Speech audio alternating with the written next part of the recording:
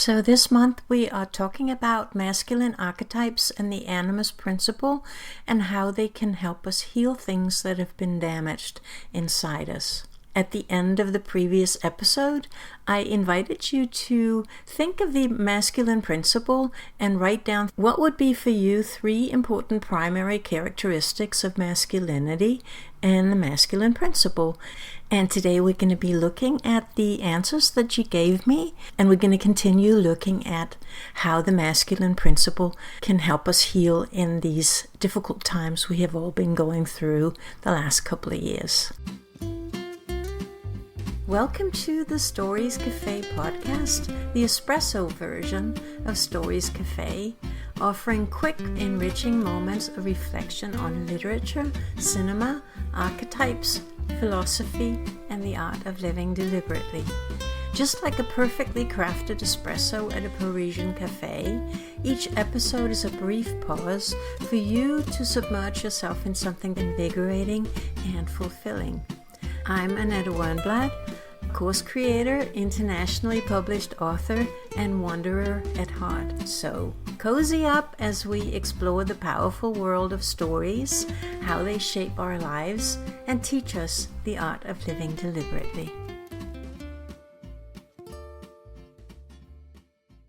So the animus is the masculine principle as such, and it's not restricted to gender. What would be 3 characteristics for you, 3 important primary characteristics of masculinity and the masculine principle? Elena says, to me, masculinity is about being aggressive, but in a positive way. And if we look at that particular archetype, the warrior, can you see that when we say the animus, the masculine principle, even father, who's a separate masculine archetype, that they all the big symbols and all the big archetypes have a light side and a dark side. So if we think of that concept of the warrior, just, we're going to go through each one of your answers. If we think of that separate archetype, the warrior has a positive side and a negative side, a light side and a dark side. We're almost entering Star Wars territory here, aren't we?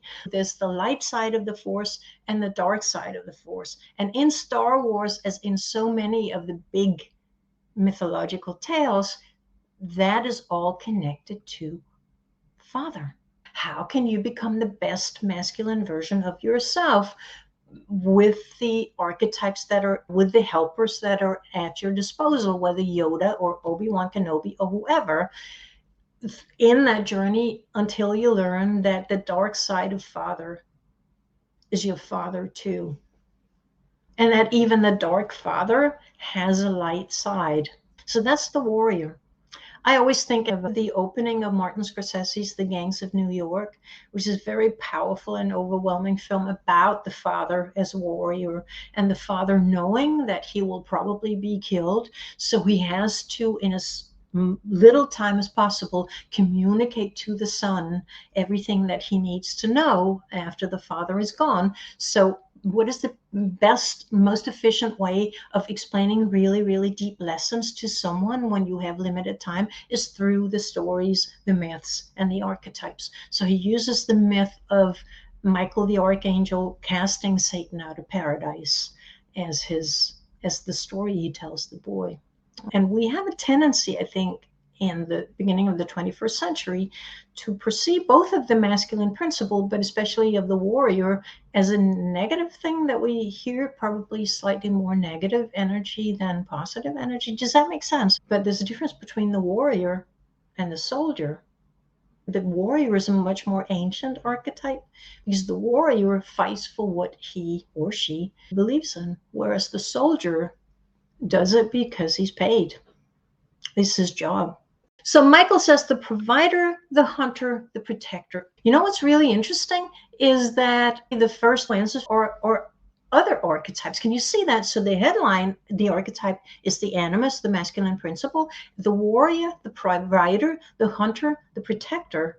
They're all separate archetypes, but they are archetypes that are predominantly perceived as masculine. And again, we can talk about men here, or we can talk about the masculine side of women. I would say provider is somebody who provides for somebody else. The protector is somebody who protects someone else. I suppose you can hunt without doing it for something else, but you can't really provide unless you provide for something or someone. You can't really protect unless you protect someone or something. And that's very powerful side of masculinity, those characteristics. And they're part of, I think, a masculine energy that we need right now. Sally says extroversion, pragmatism, objectiveness. All really essential parts of the masculine principle. And to me, it's endlessly fascinating to constantly be aware of this and be aware of different archetypes that can help us, I think in this case right now, to find courage. So strength, the provider, the hunter, the protector, extroversion, pragmatism, objectiveness. And again, we all know that now, but we don't have to go back that far in time where that had to do with men and women. Now it's the masculine principle and the feminine principle. And if we're talking about healing ourselves and going through a healing experience with the help from the masculine principle at this time, I'm just going to actually invite you to listen to that Leonard Cohen song called Come Healing. I'm thinking that it makes sense that some of the healing has to be performed with the aid of masculinity. And that song, Come Healing, is very beautiful. Oh, solitude of longing, where love has been confined. Come healing of the body, come healing of the mind. Oh, see the darkness yielding that tore the light apart. This is my favorite part. Oh, see the darkness yielding that tore the light apart. Come healing of the reason, come healing of the heart. Oh, troubled dust concealing an undivided love. The heart beneath is teaching to the broken heart above. Isn't that a powerful image, that there's a heart beneath inside each of us? There's the heart beneath is teaching to the broken heart above. Those are the parts of us that were damaged, but underneath we have the heart beneath that is teaching to the broken heart above. Same way that we have the branches, and the branches are the strong, sturdy part of us, and they are longing to lift the little bud that has been damaged. Oh, longing of the branches to lift the little bud. Oh, I will send you a link to the song so you can hear it. And then really, sit with that song for a while. We tend to listen to music in the background while we're doing other things, and we're multitasking, and we have a playlist. And with songs like this, that's a mutilation. The songs of Leonard Cohen, you have to stop and really pay attention to one song at a time. In The Lord of the Rings, The Return of the King, the book, not in the movie. In the book, we're told that Aragorn has deeply healing powers, that he has this cloth, and Eowyn obviously is deeply wounded from her encounter with the Witch King. So Aragorn takes this cloth and puts it on her heart to heal her. Again, a very moving image of the healing powers of masculinity. The healing, and if you sort of falter in your courage and your sense of being healed and your sense of, do you have the courage to keep going? Because we have these scare campaigns no matter where we turn in the media these days. Normally I don't think it's a good idea to follow the media that closely because they get paid to upset you. So if you falter in your courage and if you're not sure you can go on, find a masculine archetype that you can connect to, and listen to that Leonard Cohen song. Thank you so much for joining me. I hope you enjoyed your espresso break and learned something new.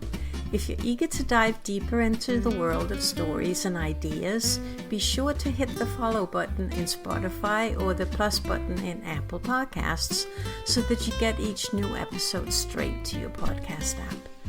You can also visit us at Stories Cafe. Just go to stories-cafe.com.